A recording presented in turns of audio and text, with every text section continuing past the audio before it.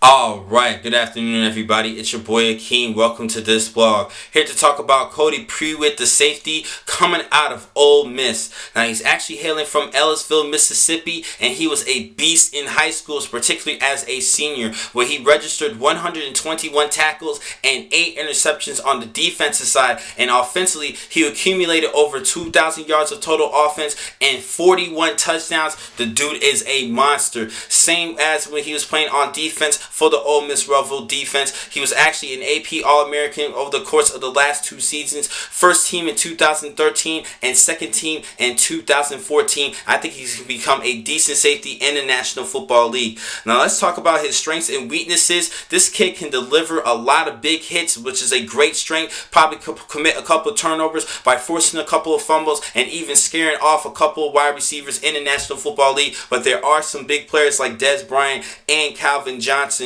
receivers, big receivers in the National Football League, but we will see. He can play the robber spot pretty well and run well across the lanes and crossing routes, and I think he could be a steady center fielder in the National Football League. He actually was the leading in the SEC in 2013 with 6 interceptions. He has decent hands to catch the football and commit a couple of turnovers. Now he definitely is an aggressive player, and he can even play the gunner on special teams, particularly in punt return. I think he's a decent player. He can even use help in special teams. Now he actually is true to his backside responsibilities in the run game. Does a good job in run support to support that defense. Another thing I do like about him is his speed. He doesn't run a 4.47/4.48 40 and scouting combine. Now he does have a couple of weaknesses though. As far as his weaknesses, his strength, I think he needs to just increase his strength just a little bit. Just 12 reps at 225 pounds.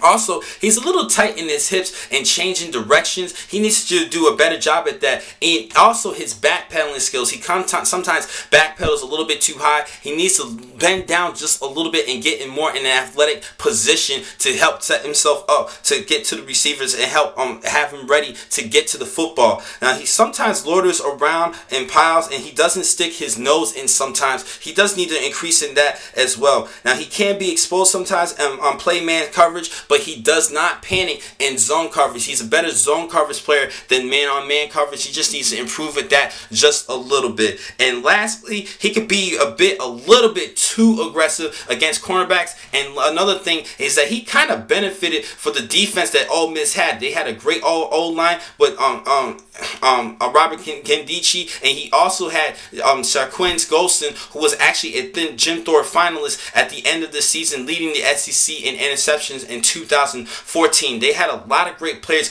on that Ole Miss defense, so Cody Prewitt definitely benefited a lot because he had great players around him. So I'm a little bit concerned with that, but I think he'd become a decent player in the National Football League. Now my projection for him for this season, I actually have him going in the mid-3rd round of this year's draft. I don't really think he's going to go in the first 2 rounds. I think teams are going to look more on helping out on the offensive line, getting wide receivers and bigger playmakers on the defensive side at defensive end, and possibly a couple of cornerbacks. I think I have him going more in the mid-3rd round of this year's draft, so that's my projection.